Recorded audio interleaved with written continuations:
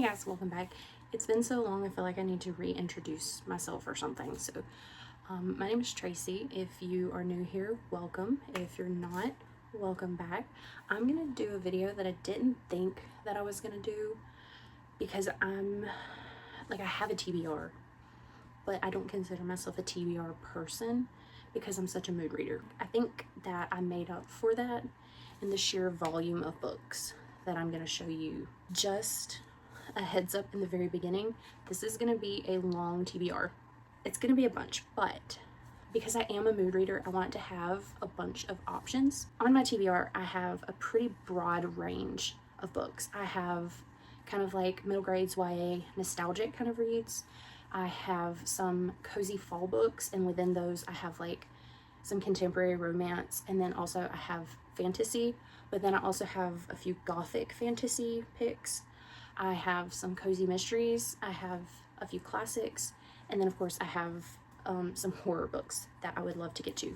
Now, it's going to seem like a bunch, but really and truly, I'm at 62 books, well, 63 because I just finished a book. I'm at 63 books read for the year, so I need, around 40, a little less than 40, to make my yearly goal of 100, and I think I have a little over 40 books here, so, I mean, realistically, I could get to them all. I may just be reading these on into winter time, which is fine with me. This introduction is already way too long, so grab a drink or a snack. I have my pumpkin white mocha from Alana's, which is most excellent, and let's go ahead and get into the books. So I am just going to be reading the blurbs for these books because you can also use it as like a fall recommendations list. I do have one or two books that I'm not going to read, but I wanted to show you because I think that they're good fall book recommendations. I have A Rogue Thorn. This is, of course, a Scooby-Doo story. Thorn, Luna, and Dusk, also known as the goth rocker band the Hex Girls, have moved to peaceful sunny California for a fresh start following the disaster that destroyed their hometown and their reputations. All they want is to fit in and to win the upcoming Coolsville High talent show. But some things can't stay in the past. Soon after they arrive, an unexplainable mist appears in gardens, on farms, and in parks around town, killing all the plants. When signs point to Thorn and the Hex Girls as the cause of the destruction, they become pariahs and begin to feel like strangers to each other too. Luckily, their friends in Mystery Inc. are on the case. Thorn joins Fred, Daphne, Velma, Shaggy, and Scooby to uncover what's really causing the mist and decay. Thorn's magic could help, but it reminds her of things she'd rather leave behind. Can she accept that part of herself and save the town, or is Coolsville doomed, just like Oakhaven was? Set in the Scooby-Doo universe, this novel follows the beloved Mystery Inc. gang as they dive into a mystery with consequences that are more dangerous than any they've faced before. I'm really excited about this one.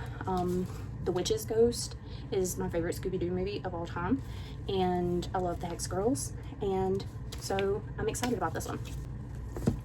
Next up, this is another library book, so I need to read this one pretty quickly. I grabbed the Frankenstein one because I thought that was a good kind of spooky season one, and I think I'm actually going to read this with the boys.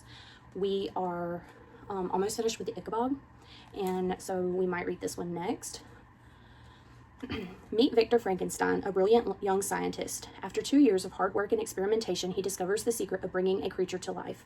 To his surprise, Dr. Frankenstein's creation is horrifying, and he abandons the monster. Lonely and rejected, the 8-foot beast seeks revenge. When the doctor's friends are murdered, Frankenstein knows who the killer is. Now Frankenstein must search the world to track down the hideous creature. Can the doctor find the monster before he strikes again? So I think the Wishbone classics actually just are the story of, whatever book they're talking about. Whereas the other ones include like Joe and his mom and his friends and all that. So, like I said, this one I think I'm going to read with the boys. I picked out a few Goosebumps. Again, I think these are ones that I will read with the kids. So, of course, we have to read The Haunted Mask. OG, #1, best book, best episode of the TV show. Of course, we're following Carly Beth, who is scared of everything and decides that she wants to be scary. So she gets this really creepy mask. Then she, has some issues with said mask. So definitely have to read that one. This one I found at the Goodwill, and it's Attack of the Jack-o'-lanterns, and this one is another one that's set around Halloween. This year, Drew and Walker have a plan for revenge. It involves 2 scary pumpkin heads, but something's gone wrong, way wrong, because the pumpkin heads are a little too scary, a little too real, with strange hissing voices and flames shooting out of their faces. And then this is just another one that I had in my classroom library. That's another one of my favorite episodes of the show. And that's A Night in Terror Tower. Sue and her brother Eddie are visiting London when they run into a little problem. They can't find their tour group. And there's no way their tour guide would just leave them all alone in a gloomy old prison tower. And no way they'd get locked inside after dark with those eerie sounds and a strange dark figure who wants them dead. So, I don't know if we'll read all of those, but I think those would be good reads around Halloween time. Then I have Long Live the Pumpkin Queen and Hour of the Pumpkin Queen. And so I would at least like to get to the first one in this series. Following a whirlwind romance with Jack Skellington, Ragdoll Sally has been crowned Pumpkin Queen, meant to rule Halloween Town alongside her one true love. Sally adores Jack with every inch of her fabric seams, but she can't quite say the same for her new role. Cast into the spotlight and tasked with numerous queenly duties, Sally wonders if all she's done is trade her captivity under Dr. Finkelstein for a different cage. When Sally stumbles upon a long-hidden doorway to an ancient realm called Dreamtown, she unknowingly sets in motion a chain of sinister events that throw both her and Halloween Town's futures into jeopardy. Can Sally discover what it means to be true to herself and save the town she's learned to call home, or will her future turn into her worst, well, nightmare? So, again, I might read both, but I definitely would at least like to read the first one. And then, in that same vein, I also have Sally's Lament. This one says, Sally loves her creepy home of Halloween Town, but lately she can't help wanting something more. In a place full of all things frightening, one would think living in the shadows wouldn't be so isolating. Stuck in the lab of her creator, Dr. Finkelstein, Sally is restless, feeling like nothing more than a glorified servant. She knows she can do so much more, but Dr. Finkelstein just won't listen. When Sally sneaks into the graveyard, she finds that Jack the Pumpkin King is having his own doubts about life in Halloween Town. Determined to find a solution for them both, Sally follows a new vision that could be the key to changing their fates. Soon, she uncovers a strange new land where everything is red and green, the ground is covered in ice, and the citizens are downright jolly. Could this be the change she and Jack have been longing for? But the more time Sally spends there, the more suspicious she grows that the Christmas town cheer isn't as genuine as it first seemed. What does it truly mean to be put on the naughty list? What is lurking behind those dancing sugared plums? And will Sally be able to save the best of both towns before it's too late? This one has been on my shelf for quite a while. This is the novelization of Hocus Pocus, and then a sequel. Of course, we know the story of Hocus Pocus. Max and his family move into town, and he's trying to impress this girl that he likes, so they decide to go to the old Sanderson house, light the black flame candle, witches come back, and they have to get rid of them. Now, the sequel in the book is different than Hocus Pocus 2. It's 25 years later, Max and Allison's 17-year-old daughter Poppy finds herself face to face with the Sanderson sisters and all their sinister glory. When Halloween celebrations don't quite go as planned, it's a race against time as Poppy and her friends fight to save the family and all of Salem from the witch's latest vile scheme. So, maybe finally this year I'll get to that one as well. I almost forgot. My biggest suggestion for a cozy fall middle grades read, something that you can read with your kids, is going to be Sporadic Magic, and it is the first book in the Shards of Stars series by my best friend Alana Chapman, and it is cozy. And if you know me, earlier in the year, one of my worst reads of the year was one of my worst reads because it was compared to Howl's Moving Castle, and I was very upset that it did not give the Howl's Moving Castle vibes at all. But something that does kind of give that same vibe of like the Moving Castle, like this magical place, you know, that moves around and all of the like fun characters and stuff. This book gave me Howl's Moving Castle vibes for sure. So definitely got the creepy, spooky vibes, but not scary. So me and the boys read it last year and we all really loved it, and we are very patiently waiting on my bestie to finish book 2, but she's got a couple of projects going on, so we understand that, you know, we'll have to wait a little while, but definitely can't wait for book 2 to come out ASAP. But anyways, I wanted to let you guys know so that you can go and read this book. It is available on Kindle Unlimited, so I will make sure to have that link right at the top of the description, so you can definitely check that out and support my bestie Alana. I will also put a link to her regular planner channel as well as her author channel. She is currently taking a little bit of a break, but I'm hoping that she will come back and give us some more fun, awesome content. Just if you want some good, wholesome vibes, definitely go check her channel out. Now moving on to like my cozy reads, and I didn't kind of sort them into subcategories, so it's just all fantasy and or romance. There's not that much romance, but we'll get to a list that has romance. So I just picked this up today. This is Zom Rom-Com. It says, when Edie Brandstrup attempts to save her sweet, seemingly harmless human neighbor from the first major zombie breach in 2 decades, she's stunned to be saved by him and his ridiculously large sword instead. As it turns out, he's actually a super old, super surly vampire. But for all her neighbor's newly revealed cynicism and lethality, Gaston Max Boucher, yes, Gaston, is unexpectedly protective. He wants her to stay in his safety bunker until the breach is resolved. Edie can't risk more innocent people getting killed, though, and Max won't let her save them alone. As they unravel a sinister conspiracy to set zombies loose on the world again, the duo meet a host of lovable allies and discover they're not the only ones willing to fight for the future of humanity. Despite the awful timing, Edie finds herself falling for the vampire who's helping her save the world, but all their dangerous plans could end their future before it begins. As she and Max battle side by side, Edie must decide whether having a love worth living for also means having a love you die for, and in a world that grows deadlier by the minute, whether that's a risk she's willing to take. I thought that sounded good, so I grabbed it. I also thought this was super cute, so I grabbed it too. This is Cat Dragon. I saw this when I was going through like my Kindle and looking for like books to put on my Kindle Unlimited list, but it wasn't on Kindle Unlimited. And then I saw it at the bookstore and I grabbed it today. So in the whimsical world of Tangleroot Valley, magic flows like the seasons, and every witch has her cat dragon, except Aloysia Papelwick. She's far from bonding with her fiery feline familiar, and with her magical farm and chaos, her prattling pumpkin patch meddling in her life, and the annual harvest festival to prepare for, Aloysia has enough to handle, even before her best friend's insufferable brother Hollis brings danger and distraction to her door. That was a very long sentence. That was all one sentence, by the way. When she and Hollis are whisked away on a quest to a mysterious mountain, Aloysia must contend with magic mayhem and a spark she never expected. I thought that it's got the fall vibes and it just seems so cute, so I grabbed it. Now, this one's not necessarily on the list because of like any fall vibes, although the color is giving fall a little bit.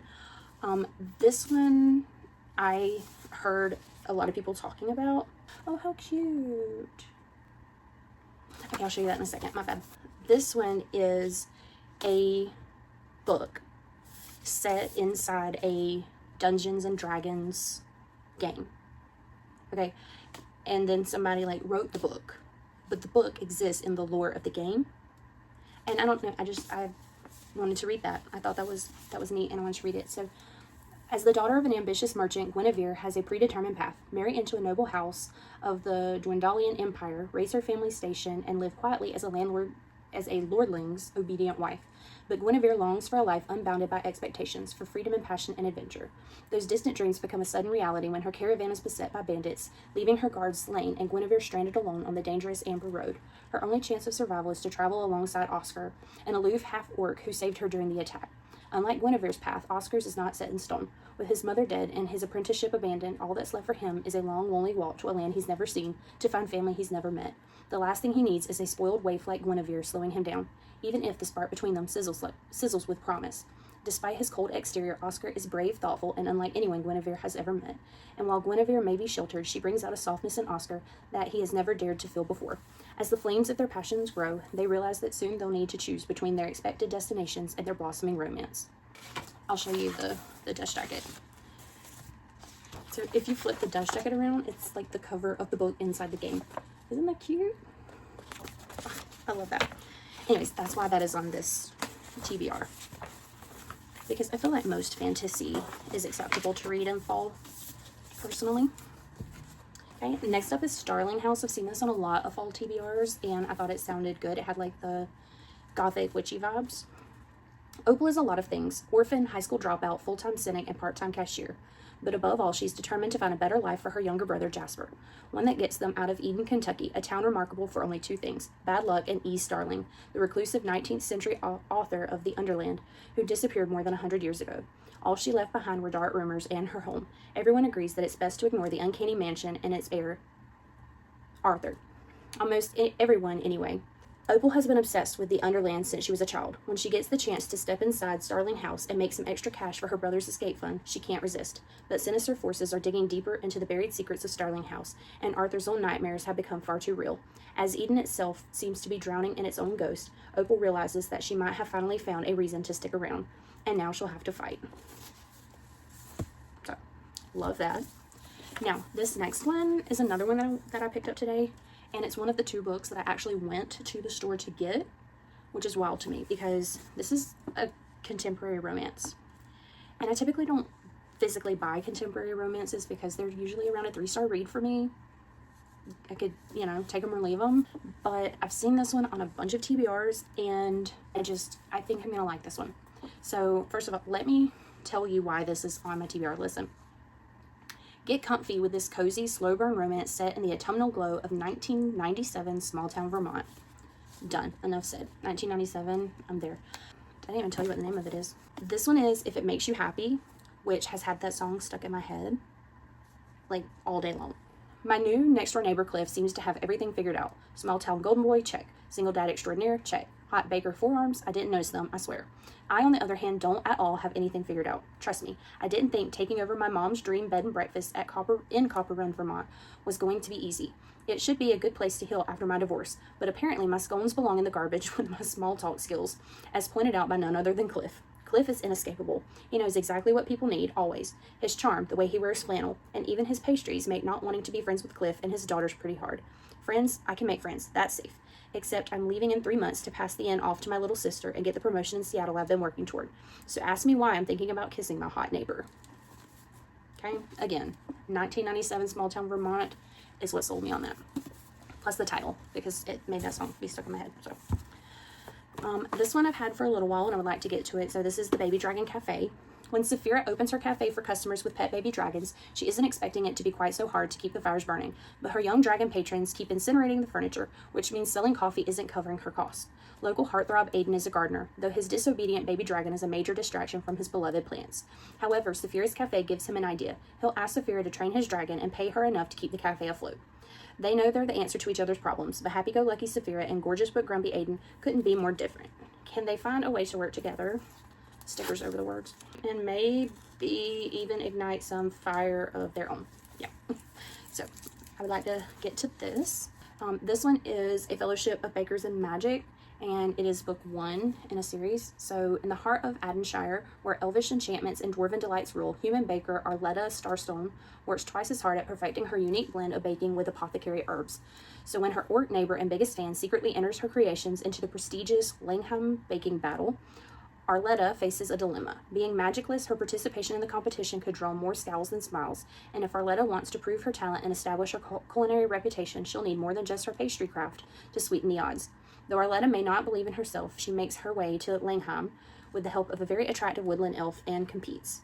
While on a journey of mouth-watering pastries, self-discovery, heartwarming friendships, and potential romance, Arletta will have to decide whether winning the baking battle is the true prize after all. But win or lose, her adventure is only beginning.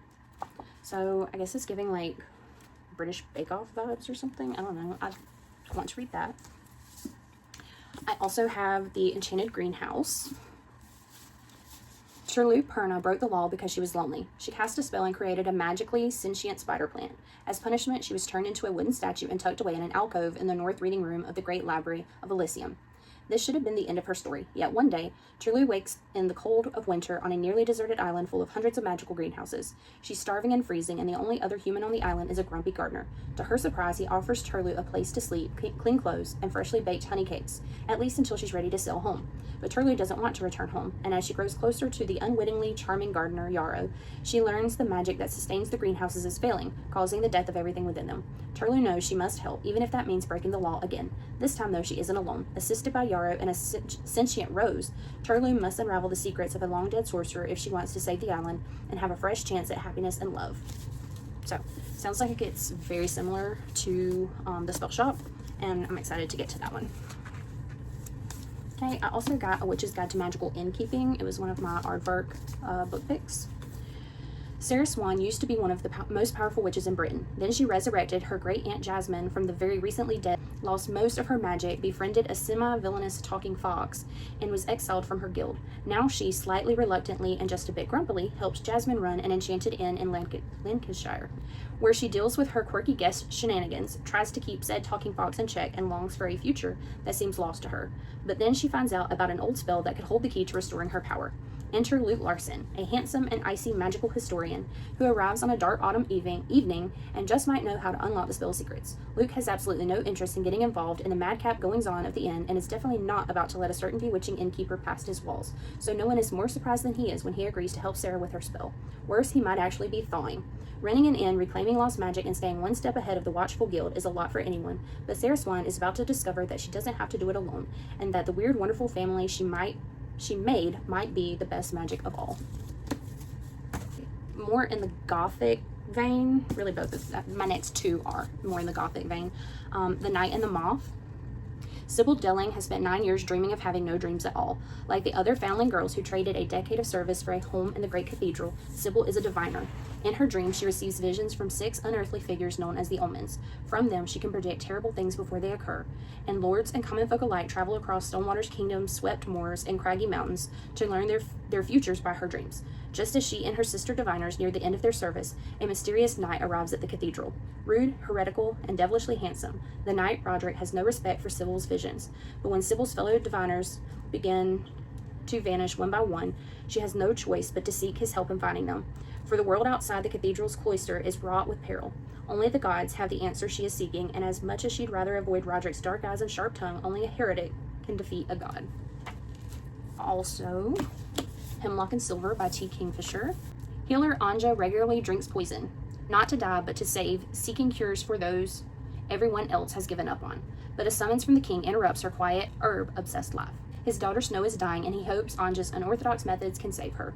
Aided by a taciturn guard, a narcissistic cat, and a passion for the scientific method, Anja rushes to treat Snow, but nothing seems to work. That is, until she finds a secret world hidden inside a magic mirror. This dark realm may hold the key to what is making Snow sick, or it might be the thing that kills them all. This was not my book of the month pick. It was an add-on, and I had to pick a book of the month to get the add-on, so I picked this one. Says Louisa Walsh emerged from a tumultuous childhood with a degree in counseling, a wealthy boyfriend, and her sunny outlook on life mostly intact. But that optimism is tested when she's dumped and left unable to afford rent on their gorgeous house in the mountains of Colorado. Even with her life in disarray, Lou knows losing the one stable place she's ever called home is not an option. Her plan: ask her reclusive landlord, Henry Rhodes, to let her stay for free in exchange for renting out the house's many rooms as a bed and breakfast. She's shocked when he agrees to her terms, and even more surprised to discover Henry is a handsome, 30-something veterinarian with silver at his temples and sadness in his eyes, one who does not take it well when Lou starts marketing her B&B as a retreat for the recently heartbroken. But as the Comeback Inn opens its doors to its weary, hopeful guests, Lou and Henry find themselves dancing around both their undeniable connection and the closely held secrets that threaten to topple this fragile new start. A chance that love here could be too close to home, or it could be exactly where their hearts finally heal. So that's all the physical books that I have that are fantasy or romance or whatever. I do have some more on my Kindle Unlimited list though, so I figured I'd do that whole thing separate. So next up I have my cozy mysteries. So I would like to get to A Curious Beginning. This is the first book in the Veronica Speedwell mysteries. London, 1887. As the city prepares to celebrate Queen Victoria's Golden Jubilee, Veronica Speedwell is marking a milestone of her own. After burying her spinster aunt, orphaned Veronica is free to resume her world travels in pursuit of scientific inquiry and the occasional romantic dalliance. As familiar with hunting butterflies as with fending off admirers, Veronica wields her butterfly net and a sharpened hat pin with equal aplomb, and with her latest connection to England now gone, she intends to embark upon the journey of a lifetime. But fate has other plans, as Veronica discovers when she thwarts her own abduction with the help of an enigmatic German baron who has ties to her mysterious past. Promising to reveal in time what he knows of the plot against her, the baron offers her temporary sanctuary in the care of his friend Stoker, a reclusive natural historian as intriguing as he is bad-tempered. But before the baron can deliver on his tantalizing vow to reveal the secrets he has concealed for decades, he is found murdered. Suddenly, Veronica and Stoker are forced to go on the run from an elusive assailant as weary partners in search of the villainous truth. Then I picked up a few random Halloween, fall-themed cozy mysteries. This one is Murder at Cape Costumers, and it is a Cozy Capers book group mystery.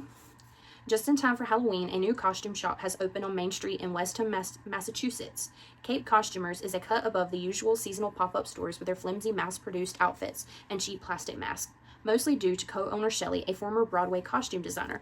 But when Shelley discovers her elderly boyfriend Enzo, a Broadway star who retired to Westham dead of unnatural causes, Halloween suddenly gets a lot scarier. Sleuthing, Mac has found, is a lot like riding a bicycle. Once you learn how, you never forget. Far from being spooked, Mac and the members of the Cozy Capers book group put down their weekly book selection and put their heads together to see past a bag of tricks and find a malice-making murderer who's hiding in plain sight. So, that one sounds good. Another one that I got is Death by Spiced Chai, a bookstore cafe mystery. So I got this one, as you can see, on sale. In a small town like Pine Hills, reputation counts for a lot, and for reasons that Chrissy Hannah can't figure out, someone is trashing hers. Cockroaches in the bookstore's coffee, ew, spiteful reviews, and vandalism. Chrissy is being framed for every bit of bad news around. Her boyfriend, local cop Paul Dalton, is on the case, but before they can source the saboteur, Chrissy is in the frame for murder too. Ooh. The murder weapon was a teapot full of Chrissy's favorite spiced chai.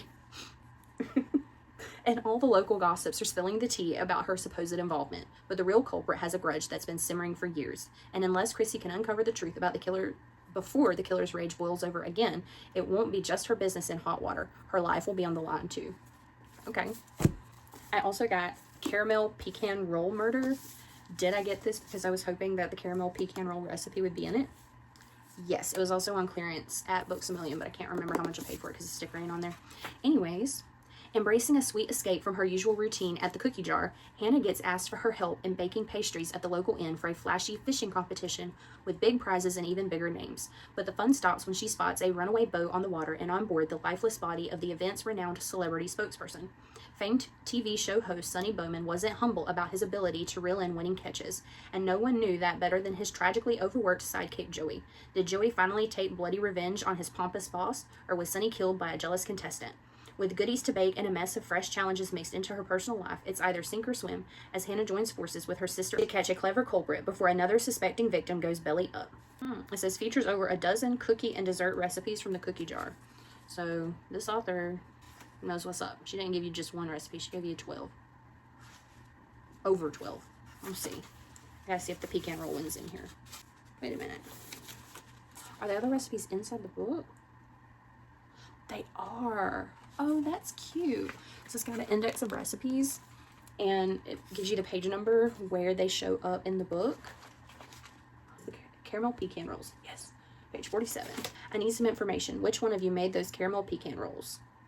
I like that. I think there was another, I think the, this book, The Unfortunate Side Effects of Heartbreak Magic and Heartbreak and Magic, whatever it is. That one was the same way, I think. I did that one with the audiobook, but, and I think it would also be a good book for fall too, so there's another recommendation. But it had recipes mixed in. These next two are library books, so if I'm going to read them, I need to read them pretty quickly. This is Wicked Witch Murder. As the air turns crisp and the trees blaze red and gold in the tiny town of Tinker's Cove, Maine, a newcomer... What? It's always Maine. Vermont and Maine. Those are the fall places to be. Anyways, a newcomer arrives who seems to suit the Halloween season. Diana Ravenscroft has just opened Solstice, a charming little shop featuring candles, crystals, jewelry, and psychic readings. But after an unnervingly accurate reading by Diana, Lucy starts to get more than a little spooked. Then there's the dead body Lucy finds, way up on one of the old logging roads behind her house. The deceased is identified as Malcolm Melbranch, a seemingly harmless magician who worked at children's birthday parties. When it turns out that Diana knew the murder victim, Ike Stoughton, a prominent local businessman, starts a campaign against Diana, blaming the witch for everything from the unseasonal dry spell to his wife's illness and his pumpkin's lack of plumpness. Okay. But Lucy's not so sure that Ike himself is innocent. Still, as the town Halloween party approaches, Lucy's more concerned about the costume competition, pin the nose on the pumpkin, and baking 3 dozen orange cupcakes and beastly bug cookies. As the October moon rises, a killer plans a lethal celebration of his own, and Lucy is the guest of honor. I hope I can get to that one. I may have to recheck that one. And then I grabbed this one. I grabbed this one because it had crochet hooks on it. And y'all know how I feel about crochet. So I did look through this one. I mean, after I brought it home, I didn't look through it in the library because I had like a huge stack of books. And I was a little disappointed it didn't have a crochet pattern in it. But I'll be back with you on that in a second.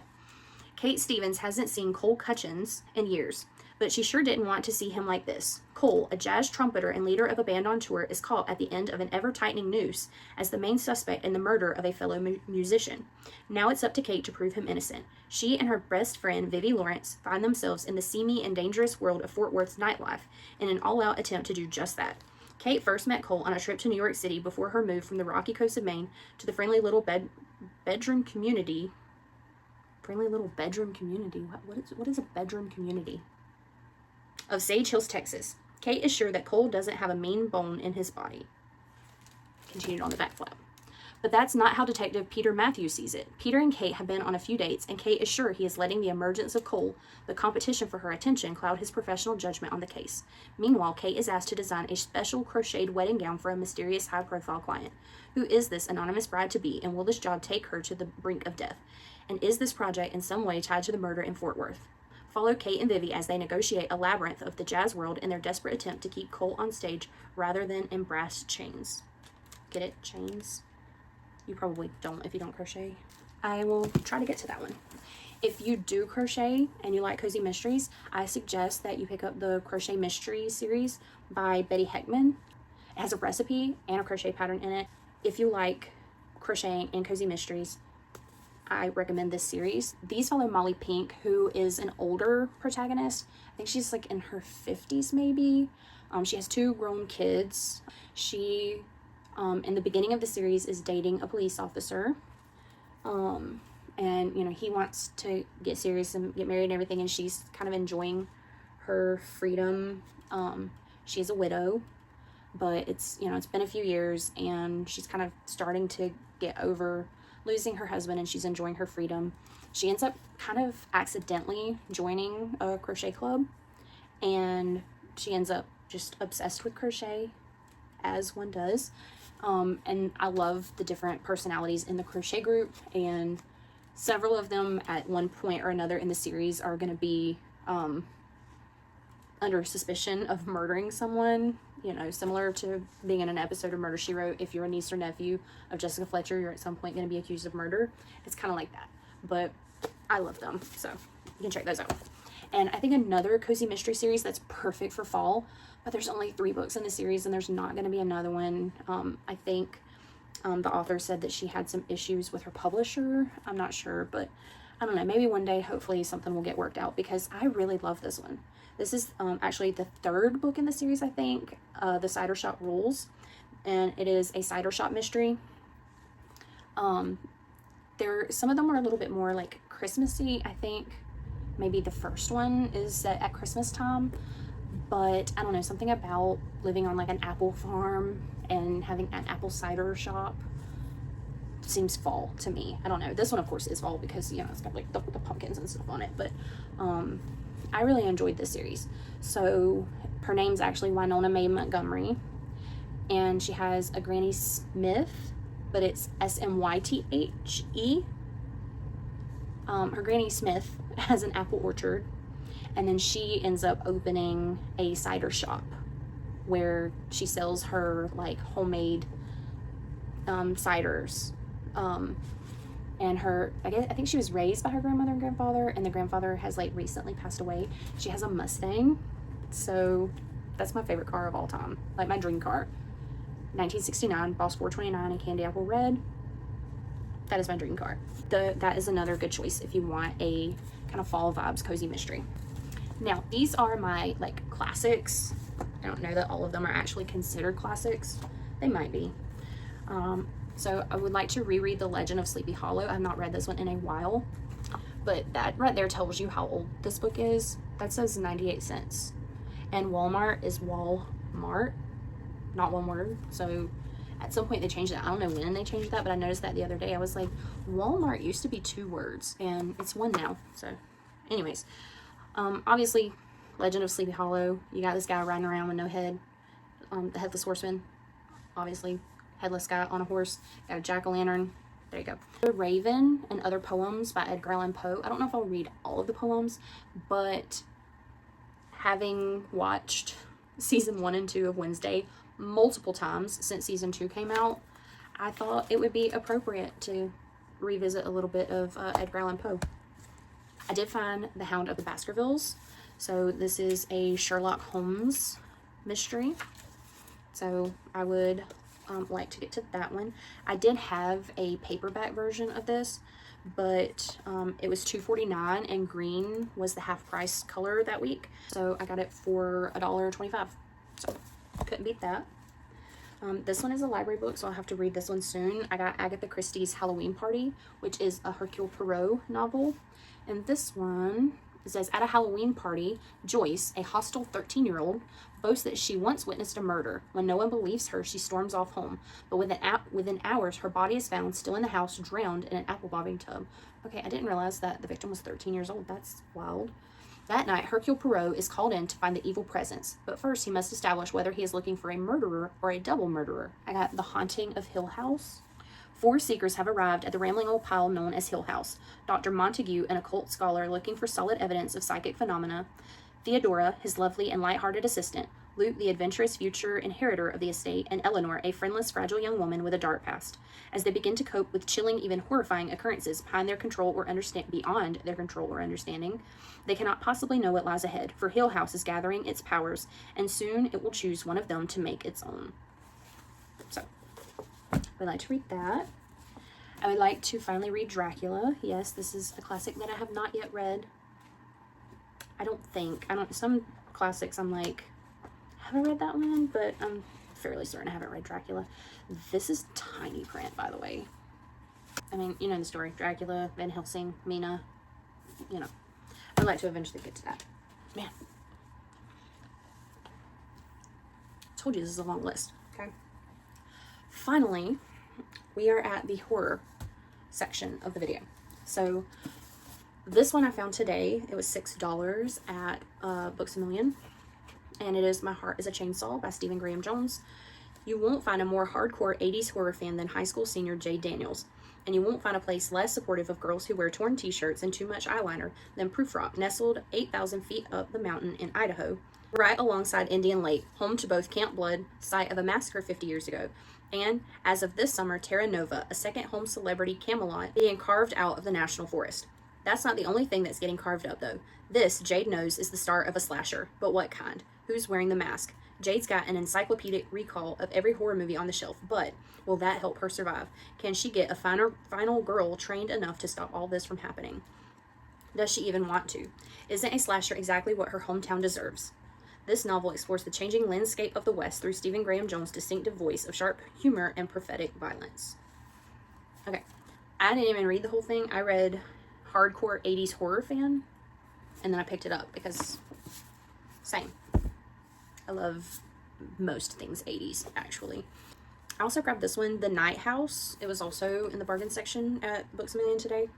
In the wake of his parents' tragic deaths, 14-year-old Richard Olavid, something like that, has been sent to live with his aunt and uncle in the remote town of Ballantine. Richard quickly earns a reputation as an outcast, and when a classmate named Tom goes missing, no one believes him when he says the telephone booth out by the edge of the woods sucked Tom into the receiver like something out of a horror movie. No one, that is, except the enigmatic Karen, who encourages Richard to pursue clues the police refuse to investigate.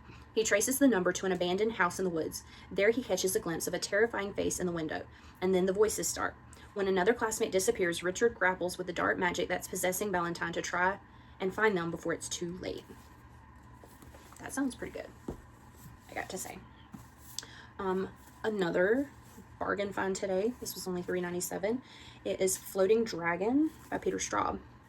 The quiet suburban town of Hampstead, Connecticut is threatened by two evils. One is natural, a hideous experiment gone wrong. This unstoppable cloud of toxic gas will warp the minds of everyone who touches it, spurring them to violence and insanity. The other is not natural at all. Every 30 years it wakes, leaving death and destruction in its wake, and it makes the first look like child's play. That sounded really good to me. I like both of these things, like, you know, where it's like a man-made problem. So kind of like The Mist, where it's kind of insinuated that this stuff is something that came from this like military base where they've been doing maybe some experimenting or messing with things that they shouldn't. And then also like that like cyclical evil that like awakens, and you know, kind of like It. That sounds good. I want to get to that one. Speaking of Stephen King, I'm going to go ahead and grab both of the books that I would like to get to this spooky season. I've been reading Stephen King off and on all this year and some last year as well. But this spooky season, I would like to get to The Langoliers, which is one of my favorite adaptations. I've never actually read The Langoliers, but I watched it. On a cross-country red-eye flight from Los Angeles to Boston, 10 passengers awaken in Bangor, Maine, to find that the crew and most of their fellow passengers have disappeared. The airport shows no signs of life, yet they hear radio static in the distance. Craig Toomey, an irritable investment banker on the verge of a breakdown, believes it is the Langoliers, monsters he was afraid of as a child who attack those who waste time. It is mystery author Bob Jenkins who first theorizes that they have flown through a time rip. Bob declares that they have entered a place that forbids time travelers to observe or interfere with past events. It turns out that Craig is right, in a way. 2 creatures, followed by hundreds more, emerge from the forest and head for the plane, consuming everything in their path. Can the survivors manage to fly the plane back to Los Angeles, back to the correct time before the Langoliers succeed in their deadly mission to destroy the plane and the world? Dinah Bellman, the young blind girl whose aunt did not survive the time rip, has the greatest insight of all. Spine-tingling and propulsive, The Langoliers is a brilliant read from the masterful Stephen King. And I can still see like the eating down to like nothing, like the Langoliers coming. It was awful special effects, but I loved it anyways. The other one that I would like to read is The Shining, and I am a little bit ashamed to admit that I have not yet read The Shining. I watched the movie though, so you know, I'm not a total lost case. Jack Torrance's new job at the Overlook Hotel is the perfect chance for a fresh start. As the all-season caretaker at the atmospheric old hotel, he will have plenty of time to spend reconnecting with his family and working on his writing. But as the harsh winter weather sets in, the idyllic location feels even ever more remote and more sinister. And the only one to notice the strange and terrible forces gathering around the Overlook is Danny Torrance, a uniquely gifted 5-year-old. So, finally gonna get to that. Another T. Kingfisher on the list is What Feast at Night. So this is the sequel to What Moves the Dead, which I read back in July for my Summerween challenge that I did. This one, it says, after their terrifying ordeal at the Usher Manor, Alex Easton feels as if they just survived another war. All they crave is rest, routine, and sunshine. But instead, as a favor to Angus and Miss Potter, they find themselves heading to their family hunting lodge deep in the cold, damp forests of their home country, Galicia. In theory, one can find relaxation in even the coldest and dampest of Galician autumns. But when Easton arrives, they find the caretaker dead, the lodge in disarray, and the grounds troubled by a strange, uncanny silence. The villagers whisper that a breath-stilling monster from folklore has taken up residence in Easton's home. Easton knows better than to put too much stock into local superstition, but they can tell that something is not quite right in their home or in their dreams. Let's look at those moths. Isn't that cute? Okay. Oh, it's got a moth on that cover too. Very nice. So I gave What Moves the Dead 5 stars, so I'm hoping this one is a win as well. How to Sell a Haunted House is one that I soft DNF'd back in July, and I would like to pick it back up. When Louise finds out that her parents have died, she dreads going home. She doesn't want to leave her daughter with her ex and fly to Charleston. She doesn't want to deal with her family home stuffed to the rafters with the remnants of her father's academic career and her mother's lifelong obsession with puppets and dolls. She doesn't want to learn how to live without the 2 people who knew and loved her best in the world. Most of all, she doesn't want to deal with her brother Mark, who never left their hometown, gets fired from one job after another, and resents her success. Unfortunately, she'll need his help to get the house ready for sale, because it'll take more than some new paint on the walls and clearing out a lifetime of memories to get this place on the market. But some houses don't want to be sold, and Louise and Mark's home has other plans for both of them. Like his novels The Southern Book Club's Guide to Slaying Vampires and The Final Girl Support Group, How to Sell a Haunted House is classic Hendrix, equal parts heartfelt and terrifying. It's a gripping new read from the horror master. Okay, so this one is like haunted house with creepy dolls. So Amy, that one is not for you, but I'll be sure to tell you all about it. Next up we have Supernatural Nevermore. So again, speaking of Wednesday, Edgar Allan Poe, The Raven, this is a supernatural novel that is based on Edgar Allan Poe. Sam and Dean have hit New York City to check out a local rocker's haunted house, but before they can figure out why a lovesick banshee in an 80s heavy metal t-shirt is welling in the bedroom, a far more macabre crime catches their attention. Not far from the house, 2 university students were beaten to death by a strange assailant, a murder that's bizarre even by New York City standards. It's the latest in a line of killings that the brothers soon suspect are based on the creepy stories of legendary writer Edgar Allan Poe.